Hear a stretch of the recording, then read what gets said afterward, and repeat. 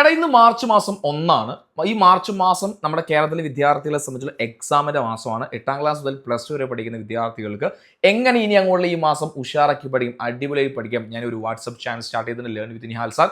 അതിന് ലിങ്ക് എൻ്റെ പ്രൊഫൈലിൽ കയറിയിട്ട് എൻ്റെ കമ്മ്യൂണിറ്റി പോയി നിങ്ങൾക്ക് അവിടെ ജോയിൻ ചെയ്യാൻ സാധിക്കും. ഇനി ഒരു മാസം നമുക്ക് എങ്ങനെ സ്ട്രാറ്റജിയായി പഠിക്കണം എന്ന കംപ്ലീറ്റ് കാര്യങ്ങൾ നമ്മൾ ഡിസ്കസ് ചെയ്യാൻ വേണ്ടി പോകുന്നു.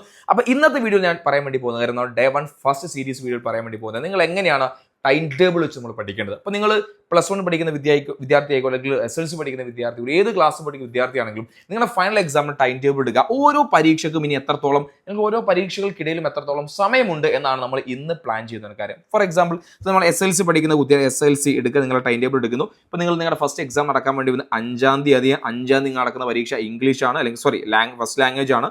ഫസ്റ്റ് ലാംഗ്വേജ് ചിലപ്പോൾ അത് മലയാളം ആയിരിക്കും, അറബി ആയിരിക്കും, ഉറുദു ആയിരിക്കും, സംസ്കൃതം ആയിരിക്കും. രണ്ടാമത്തെ പരീക്ഷ നടക്കാൻ വേണ്ടി 9ാം തീയതിയാണ്, ഇംഗ്ലീഷാണ്.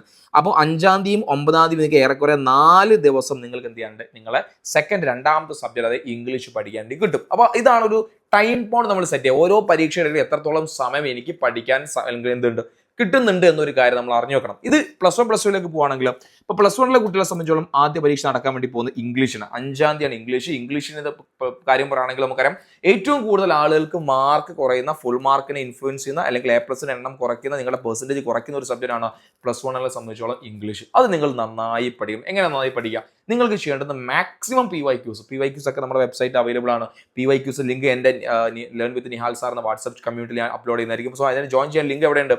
പിന്നെ നമ്മുടെ കമ്മ്യൂണിറ്റി കിട്ടും. സോ ജോയിൻ ചെയ്യാൻ മറക്കണ്ട, അവിടെ ഞാൻ പോസ്റ്റ് ചെയ്യും. അപ്പോൾ അത് വെച്ചിട്ടാണ് നിങ്ങൾ എന്ത് ചെയ്യേണ്ടത്? ഫസ്റ്റ് എക്സാമിന് പ്രിപ്പയർ ചെയ്യണം. അത് കഴിഞ്ഞാൽ പിന്നെ +2കാരെ ഫസ്റ്റ് എക്സാം എനിക്ക് തോന്നുന്നു ഫിസിക്സ് ആണ്, സോഷ്യോളജി ആണ്. പിന്നെ +2കാർക്ക് സാറ്റർഡേ 7ാം തീയതി പരീക്ഷ സ്റ്റാർട്ട് ചെയ്യുന്ന +2കാർക്ക് കമ്പ്യൂട്ടർ സയൻസ് കാര്യങ്ങളൊക്കെയാണ്. അപ്പോൾ ഏതൊക്കെ എക്സാമിൻ്റെ ഇടയിൽ എത്രത്തോളം സമയമുണ്ട് എന്നാണ് നമ്മൾ ഇന്ന് പ്ലാൻ ചെയ്യുന്നത്. ഓക്കെ, അപ്പോൾ വേഗം നിങ്ങളുടെ ഫ്രണ്ട്സിന് ആ കാര്യങ്ങൾ ഷെയർ ചെയ്ത് കൊടുക്കാം. നിങ്ങൾ നമ്മുടെ കമ്മ്യൂണിറ്റി ജോയിൻ ചെയ്യാൻ മറക്കണ്ട. അതുപോലെ തന്നെ ഈ ഒരു പ്ലാൻ വെച്ചിട്ട് ഓരോ സബ്ജക്റ്റ് പഠിക്കാൻ എനിക്ക് എത്ര സമയമുണ്ട് കറക്റ്റ് എഴുതി വെക്കുക, നിങ്ങൾ കാണുന്ന സ്ഥലത്ത് ഒട്ടിച്ചിടുക. ഇതാണ് ഇന്നത്തെ ടാസ്ക്. ഇന്ന് നിർബന്ധമായി നിങ്ങൾ ഇത് ചെയ്യാം.